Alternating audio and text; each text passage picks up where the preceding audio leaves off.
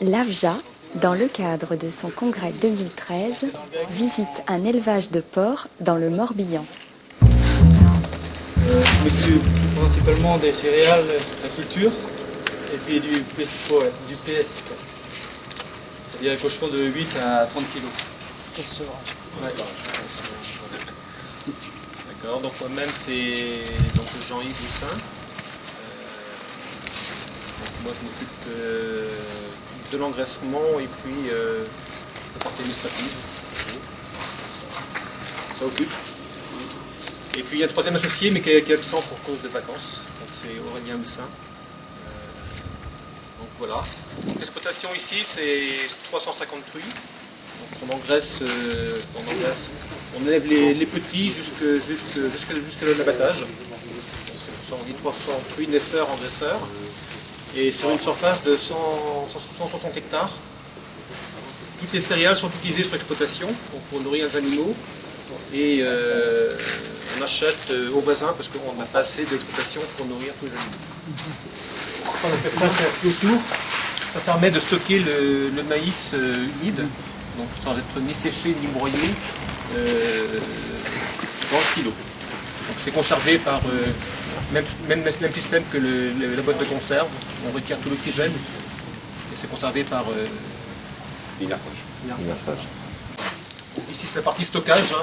Le bâtiment qui est derrière, ça permet de stocker l'aliment. Ici c'est la partie distribution. Donc les aliments sont différents aliments, hein. C'est du blé, c'est de l'orge, c'est du soja, des minéraux, qui sont stockés autour de la machine à soupe et ensuite distribuent l'aliment stocké ici. Ces deux bâtiments ici, c'est de l'engraissement, on verra ça à la fin. Et le naissage est au fond du... Alors là,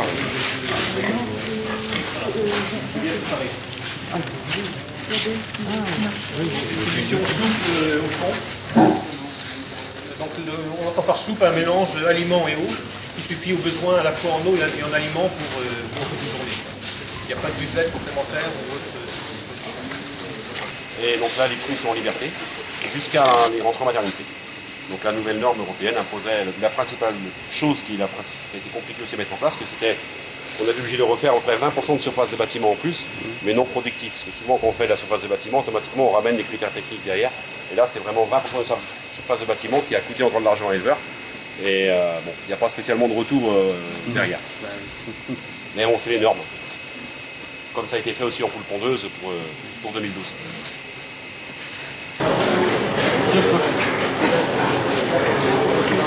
Donc c'est le bâtiment, elles sont par case de même stade. C'est-à-dire qu'elles mettront bas en même temps. Voilà. Et on essaie de le mettre aussi par poids, de façon à ce s'il y a des compétitions, s'il y a des bagarres, que ça se répartisse bien, qu'il n'y ait pas une truie qui se fasse mal voir par rapport à une autre. Les déjections passent en fosse, hein, sur le caillebotis. Et la ventilation, donc l'air rentre par les bouches, les trois bouches, retombe sur les animaux et extrait par les ventilateurs qu'on aperçoit des cubes. C'est l'animal, c'est quand même un animal assez stressant. Si vous créez trop de stress, au niveau croissance et tout, automatiquement ça peut baisser aussi. Alors pourquoi l'autre côté, il y a de la paille, ici il n'y a pas de paille? Parce que là c'est un bâtiment sur caillebotis intégral, là c'est un bâtiment sur paille, c'est les choix de l'éleveur. Oui, mais pourquoi il fait ça? C'est un choix de l'éleveur parce que souvent au niveau travail, au niveau manœuvre, un élevage sur paille, il y a comme beaucoup de manœuvre.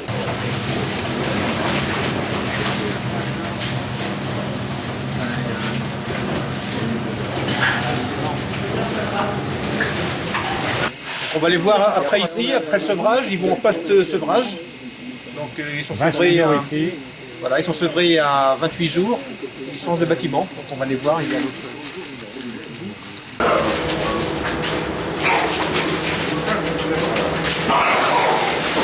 Post-sevrage, il retrie les plus petits, les plus gros. Et après, cette partie-là est souvent redivisée en engraissement en deux. Parce qu'il y a une fameuse maladie qui s'appelle la MAP, la maladie d'amaigrissement du porcelet, et qu'on a réussi à en combattre, entre autres, en évitant les mélanges de porcelet, justement. Alors pourquoi on ne cache plus pour la bonne raison qu'on nous a proposé, le gouvernement nous a proposé un contrat de porc bien-être, c'est-à-dire c'est une espèce de porc qui n'était plus castré. Alors pourquoi est-ce qu'on ne castre plus, enfin, ce que la coopérative nous a proposé, c'est parce qu'ils ont un protocole particulier qui permet disons, de mettre de côté les carcasses odorantes. Donc nous on a commencé depuis juin et on s'aperçoit qu'il y a en gros 3% de nos porcs qui posent des problèmes d'odeur.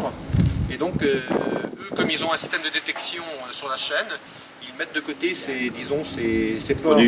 En ne castrant plus, finalement, Voilà. on a des problèmes que sur 3%. Que sur 3%. La castration, c'est uniquement sur uniquement l'odeur. pour l'odeur. C'est uniquement C'est pour uniquement ça. pour le problème d'odeur de la cuisson. D'odeur à la cuisson. Ouais, d'accord. Voilà. La viande ne sent pas en tant que telle, mais c'est lorsqu'il y a cuisson qu'il y a une Ça question d'odeur. sort de- Et donc eux, ils ont sans doute la possibilité de valoriser ces carcasses sur leur propre chaîne. Donc, alors nous, pourquoi est-ce qu'on a dit OK pour la chose? C'est que d'une part, il n'y a pas l'acte de castration, Oui. qui est pas marrant pour le cochon, mais surtout pour nous aussi. Enfin, pour nous aussi, c'est pas marrant. Enfin, pour nous, c'est marrant, c'est quoi, on n'a pas testé.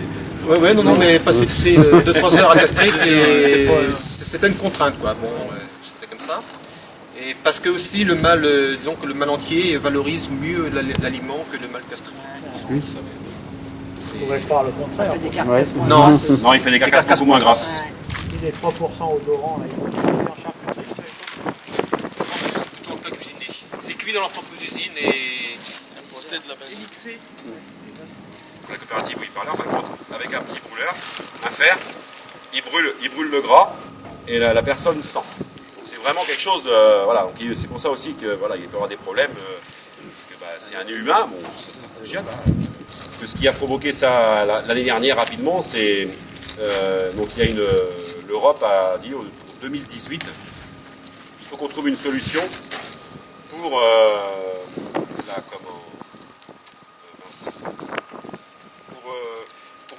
pour plus castrer les porcelets à vif. C'est-à-dire que soit un traitement, donc il y a des pays qui ont essayé, hein, ont dormi les cochons un par un, d'autres qui les ont dormis par cage, donc c'était compliqué. Il y a aussi un vaccin qui est testé, qui est fait dans certains pays. Aujourd'hui, on ne le fait pas. En France, on a dit non parce qu'on a peur à la grande surface et que les consommateurs disent non parce qu'ils confondent avec une hormone, alors que c'est pas du tout une hormone non plus. Hein. C'est Pfizer qui avait sorti ça. Je sais pas, pour l'instant on n'y a pas été. Voilà, faut piquer 2 fois en plus. Le Brésil le fait beaucoup. Les États-Unis le font beaucoup. Certains pays européens le font aussi. Et en France, c'est autorisé. Il y a la MM de sortie.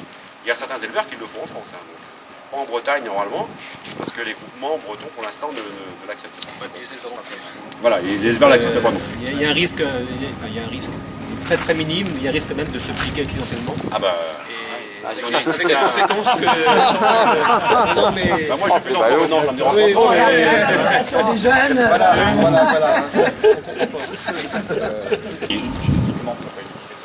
Il y aura ça aussi, il y a des travail là-dessus. Mais génétiquement, vous savez comme moi, la génétique ça se fait pas en un claquement de doigts, donc ça va mettre quelques années. Et après, mais automatiquement, est-ce que ça peut être aussi accepté par le consommateur? Parce que génétiquement, on va dans le modifié. Déjà, l'OGM en France, c'est compliqué. Donc si demain, on sait trier, hein, en vache laitière, je ne suis pas un spécialiste, mais on sait faire que des femelles, on arrive à trier, ce moment de la reproduction, on arrive à trier les œufs mâles, les œufs femelles, donc pour faire de la fécondation, et en cochon, je pense que demain, on peut le faire aussi. Mais voilà, est-ce que le prix de la recherche, est-ce que le consommateur aussi est prêt à accepter ça? Que demain, on fasse que des femelles, pourquoi pas? Demain, on fasse faire que des femelles à notre prix, je pense qu'aujourd'hui, scientifiquement, c'est possible. Donc en fin de compte, plus on abat le mâle entier jeune, moins il y a de risque d'odeur quand même derrière. Donc c'est pour ça qu'ils ne prennent pas le risque, ils abattent à 80-82 kg de carcasse. Il y a quand même beaucoup moins de risque dans le système où ils sont, ou aller au-delà de 90 kg, il y a plus de risque par rapport aussi à l'âge et au poids par rapport à la reproduction. Ce qui est un petit peu logique. Donc les Espagnols ont fait le choix d'abattre plus jeunes et comme ça, eux, il ne faut pas de tri sur la chaîne. Donc les jambons qu'on mange, les jambons espagnols qui sont importés en France, il peut y avoir du jambon de mâle entier, mais sur un jambon, décoiné, s'il est cuit, il n'y a aucun risque. Il n'y a aucun risque d'odeur. C'est à la cuisson. Si vous cuisez des lardons, vous cuisez une côte de porc, dès qu'il y a du gras autour, vous le mettez à cuire et là il y a une odeur qui se dégage. C'est quoi qui est une odeur d'urine? Ah, c'est une odeur de. C'est une odeur de mâle, quoi. Ça sent le mâle. Non, c'est ça sent le. Ça sent un petit peu aussi.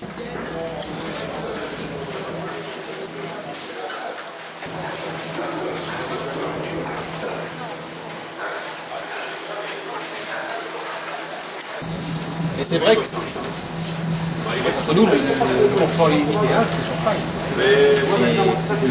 Pour faire tout sur paille, il faudrait que le port soit. Si demain le consommateur décidait de n'acheter que de la viande produite sur paille, à 3 €, on produirait de la viande produite sur paille. Là, ça se vend combien? C'est 1,70 €. Retrouvez l'actualité de l'AFJA sur afjablog.blogspot.fr.